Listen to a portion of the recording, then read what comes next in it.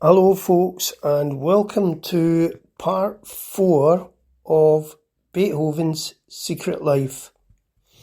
I hope you're enjoying these little podcasts so far. Now, one thing I want you to understand is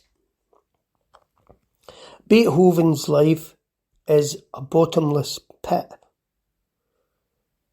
You know, it's almost impossible to get to the bottom of everything. Firstly, because it was so long ago, we weren't there, so we have to rely on hearsay and friends and people that knew him, and then again, do they have access to grind? We just don't know.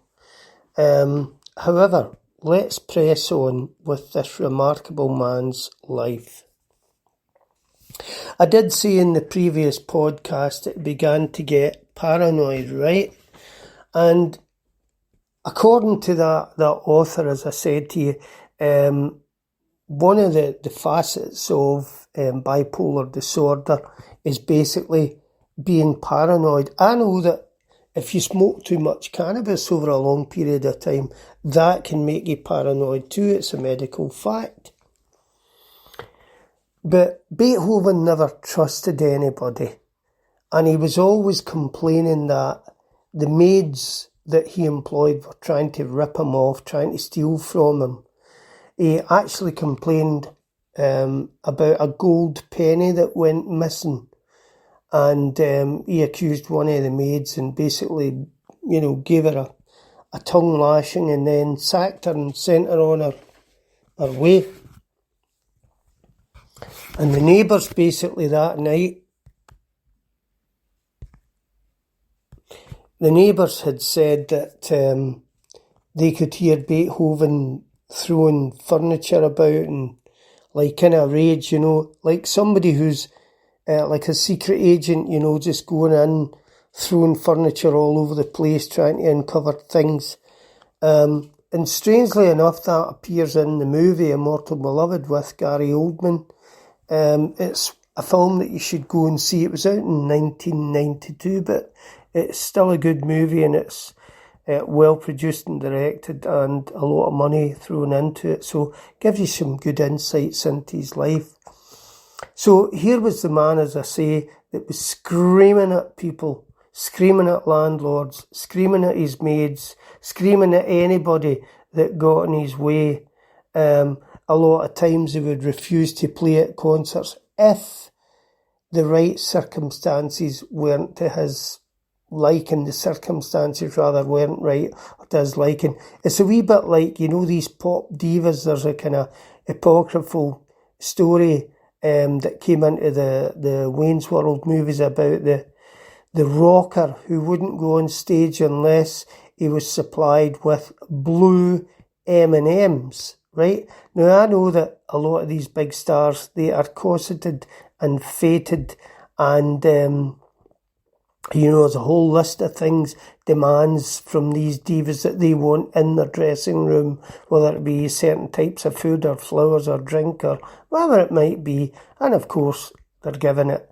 So I think Beethoven had a touch of the diva about him on certain occasions when he just refused to play. And he was also, do you remember I said he was kind of anti-authoritarian? He had this thing that he was equal to anyone on the planet, that no other human being was above him, including kings, dukes, princes, barons, earls, lords, whatever they may be. And there's an apocryphal story where he's debating, I think, with a prince, and he's basically saying to the guy, you're just a prince, and there'll always be princes. Princes come and go, but there's only one Beethoven. So he knew he was unique. And people just had to take him as they found him, because the guy's talent and genius was absolutely so obvious and towering that they just had to accept all his faults and failings and foibles and idiosyncrasies, And in fact, I do remember reading in one of those books about his life that they were saying a certain royal had said, whenever Beethoven comes over, let him have free rein. Don't get in his way. Don't try and tell him he's got to do X, Y, and Z. Just leave him alone, and he's got free rein in the palace. Just leave him to do his thing. That's how well thought of Beethoven was. I think a lot of these aristocrats actually respected him for not being an obsequious, fawning toady and tugging forelock at every gesture. He stood tall and he stood proud and he said, look, you're no better than me, mate. You know, that was his attitude. Just because you've got money and privilege and power, you're not any better than me as a human being. In fact, I have a unique talent, something you don't have. You're a prince by birth. I'm a genius. And I'm a one-off. There's nobody else except me. So, let's move on now to Vienna, when he was in Vienna. Every musician, if you've ever read about like Mozart and Haydn and Bach and all, well, Bach didn't go to Vienna, but so many big-name musicians and composers went to Vienna because that was like London at the time. It was the place, the city of musicians. It was the place to be. It was like Liverpool in the 60s with the Beatles. It was a happening place. So you had to be there to get seen and get noticed. And Beethoven was no exception when he was in there. Oh, by the way, just as a wee aside, I wanted to say, this is another little secret about Beethoven, and I didn't even know it until I read it up. The name Beethoven is probably a Flemish name. I know it's a Belgian name, probably Flemish, because as I stated in the beginning, his roots go back to Belgium, although he was born in Germany. He's actually goes back to Belgium. And it was the Beethoven family moved to Germany. As I said to you, there was two distant related Beethoven families, and the historians are not sure which one went to Bonn in Germany. They're not sure which one went first. But obviously for Beethoven, it was his grandfather who went, and then his father, obviously, and he was born in Bonn there. But as I say, he's really traces back to Antwerp region, and his family were all in there. And a lot of musicians as well, like the Bach family, a lot of musicians there too, in the Beethoven family. But here's an interesting thing I discovered. The name Beethoven. Now, what vegetable do we have that goes with beet? Well, beetroot, obviously. And that's exactly what it means. Beethoven means a beet field, a field of beets, so a field of beetroots. So it would be a beetroot field, so Beethoven or Beethoven. So it becomes Beethoven, but it means, beet field, basically. And here's another interesting thing about his name. His name is Ludwig van, V-A-N, Beethoven, right? Now, Van was common among the lower classes.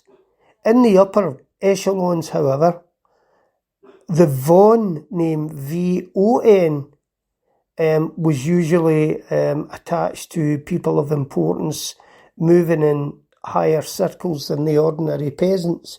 And Beethoven was no mug, and he knew this, and he used it to his advantage because when he was moving in the circles of these dukes, barons, lords, earls, kings, what have you, all these rich Charlies, he would use the Von appellation. He would say, oh, this is Beethoven, Ludwig von Beethoven. So straight away, that kind of carried a little cachet of importance with it, and it allowed him to mingle. But that's not primarily the reason. The man was a huge, enormous, unique talent. Right? So, we're coming to Vienna, and at that time it was commonplace for certain musicians of high standing to duel with one another, right?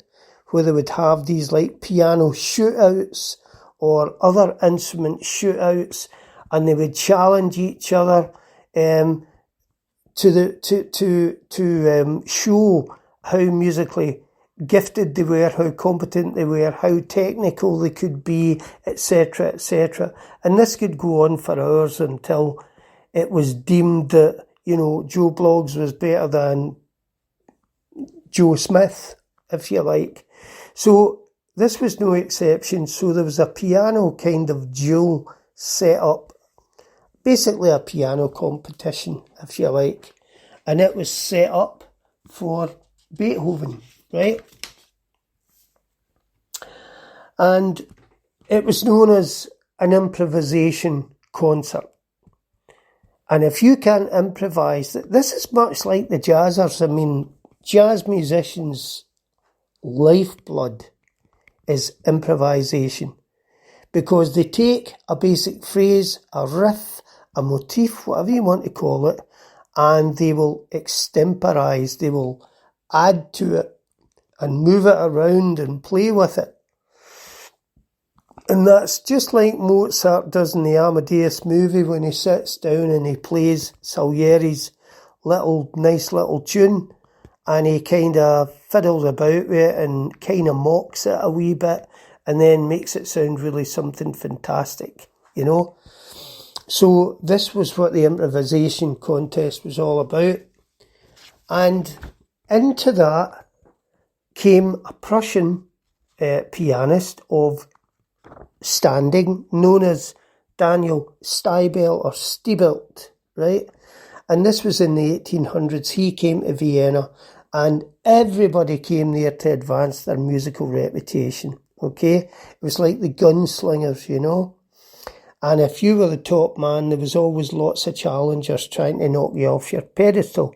So, on the night that everything was all arranged, Stiebelt came in, basically, sat down and played up a storm on his piano, and each different tune, he would play more and more technical pieces, and he left the audience breathless, bedazzled, absolutely amazed at this guy's prowess, and it looked like Beethoven had really bitten off more than they could chew when you listened to this guy play. However, Beethoven actually was unperturbed. He actually looked bored, according to the commentators, at some stages where this guy's playing. And when it came his turn, he just casually strolled over to the piano and basically turned Stiebel's music upside down. That's a real slap in the face, isn't it? Your music's so good, I'm going to turn it upside down and still make a better job than you could. And he proceeded to play these parts and basically improve upon them and show what he could do. And he really made something fantastic out of Stiebel's piece. And then obviously he would play his pièce de résistance, and he would do all these things, shining in front of everybody. And he was so fantastic on the night that Stiebel and his backer basically slunk away. And the backer came back 5 minutes later to tell everybody, Stiebel's not coming back to to Vienna again. And that's absolutely true, because apparently Stiebel was so humiliated by Beethoven's amazing playing and technical skill and his extemporization skills, improvisation to you, that he just thought, wow, I just can't compete with this guy. This guy's a giant. And he was never seen again. Totally humiliated, So that's another little secret you might not have been aware of. The gunfight at the OK Corral between two pianists. So there you go. I hope you've enjoyed part 4 of this series, and I'll see you back again.